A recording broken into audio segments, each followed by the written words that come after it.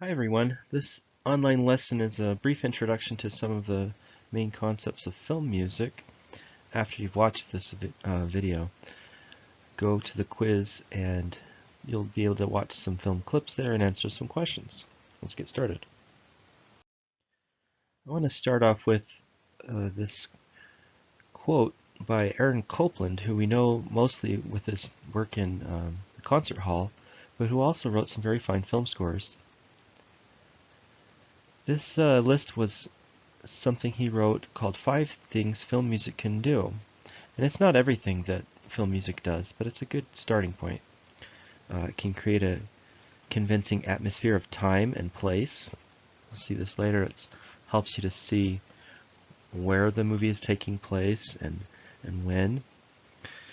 It can underline or create psychological refinement, the unspoken thoughts of a character or the unseen implications of a situation.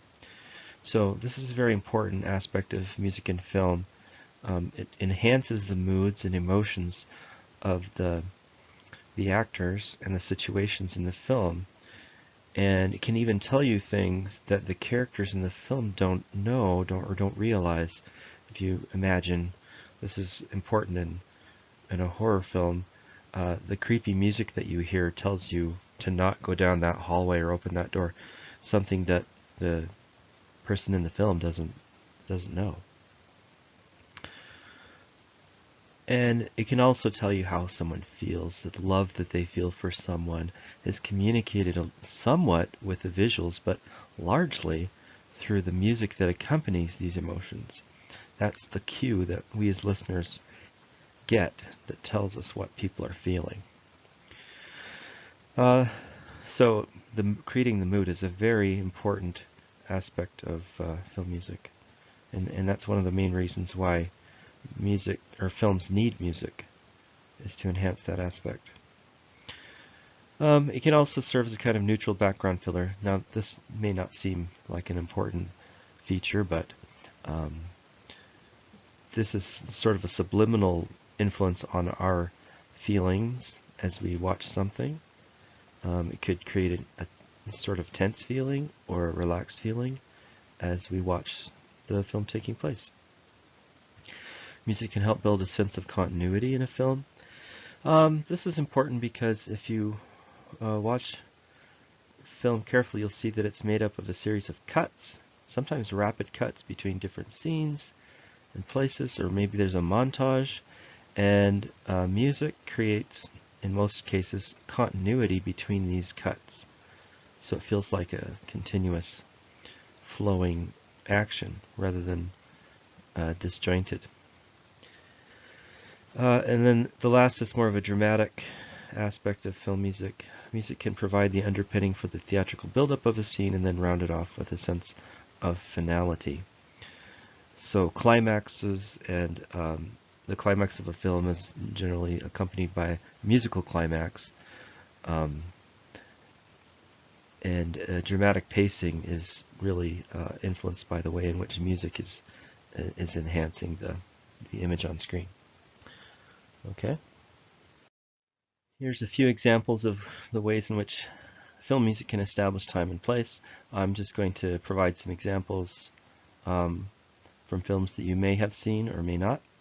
You feel free to look these up. So again, music tells us where and when events in the movie are taking place. So if you watch Gone with the Wind, the first thing you hear before the big main theme is Dixie, and that tune establishes southern United States at the time of the Civil War.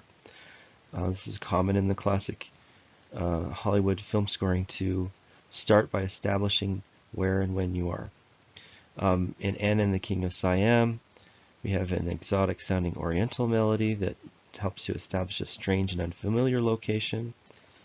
And in Forrest Gump, which takes place over several decades, we have different popular songs that help to establish each new era in the film. So when you get to the Vietnam era, you have music by the Doors. In the 50s, you have music by Elvis and so on. These music helps you to keep track of where you are in time. more important than establishing time and place is establishing the mood and the tone, and music is probably has the strongest role in establishing the tone of a film.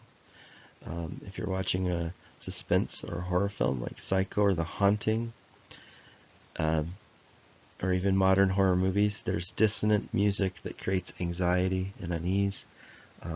There may not even be anything scary on screen to look at, but because of the music, you feel scared. And that music is taking on a very important role there. In a comedy, like It's a Mad, Mad, Mad, Mad World or Pee Wee Herman's Big Adventure, this lighthearted music creates a playful, cheerful mood. That is another way in which film composers create an atmosphere that helps you to experience the movie in a particular way.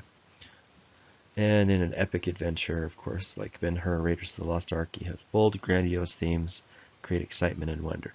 You can think of many other examples here.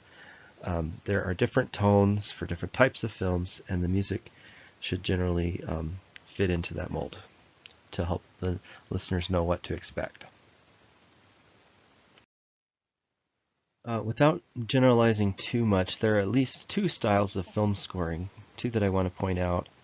In the classic Hollywood, composers like Max Steiner would use recurring leitmotifs, and this technique comes from opera and notably from Richard Wagner. And a leitmotif is an idea that's associated with a character or a place or a thing. In modern film scoring, composers like John Williams and Howard Shore have used the leitmotif technique as well for epic adventures like Star Wars and Lord of the Rings, so that there's themes to help you keep track of all the places that you can go and the different characters.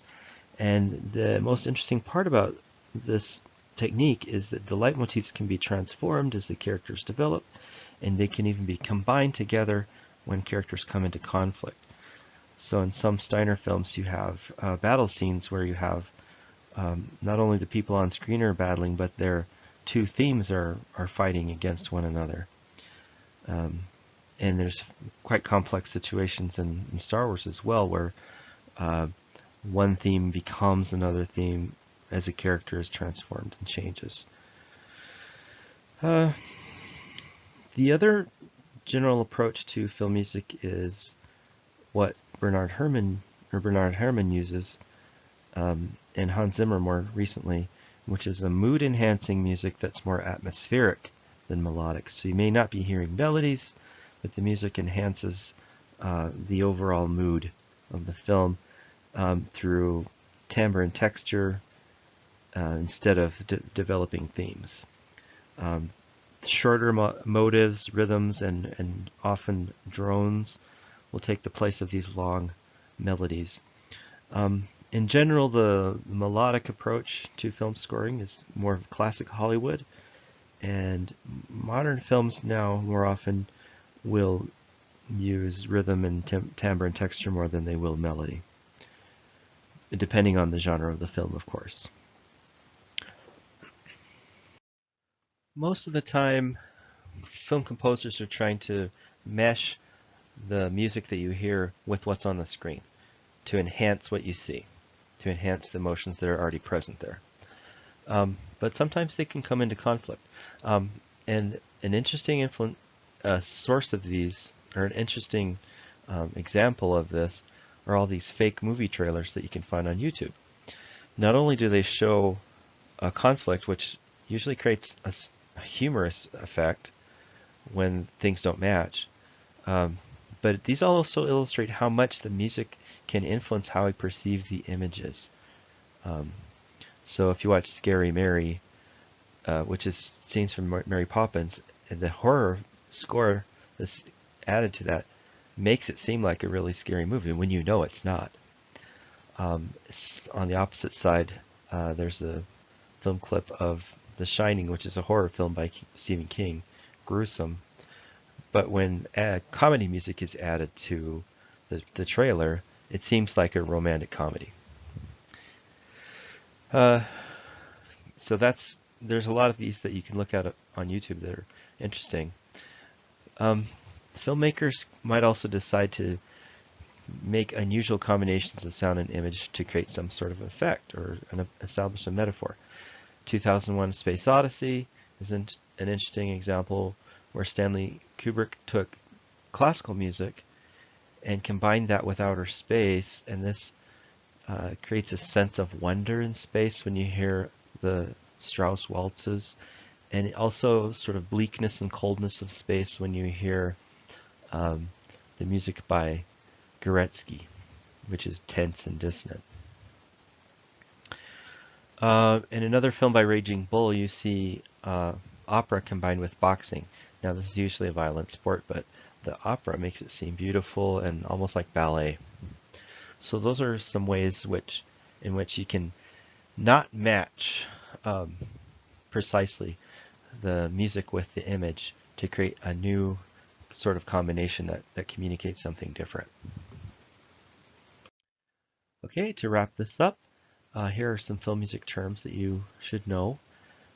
First of all, diegetic and non-diegetic music. So diegetic music, also known as source music, is music that comes from the world of the characters in the film. The music that is in the film score that's written by the film composer is the non-diegetic music, normally not heard, well, never heard, really, by the characters in the film. We already talked about a leitmotif. A theme is a more general musical idea that's used throughout a film for certain plot situations. Underscoring is what we call the mood-enhancing music that's more in the background, more subliminal. Transitional music is the music that's used to make connections and smooth out scene changes. Also could be used in a montage scene.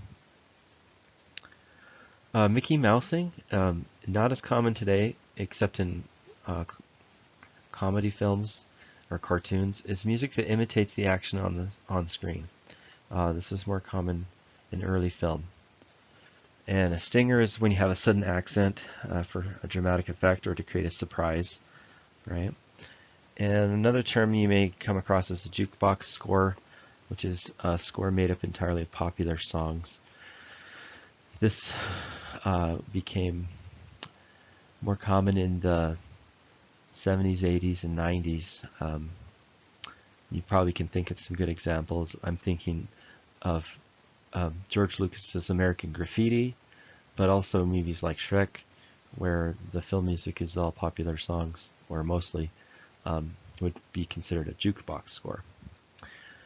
Okay, so there's an introduction to film music. Now go back to the quiz and watch a few scenes and answer the questions.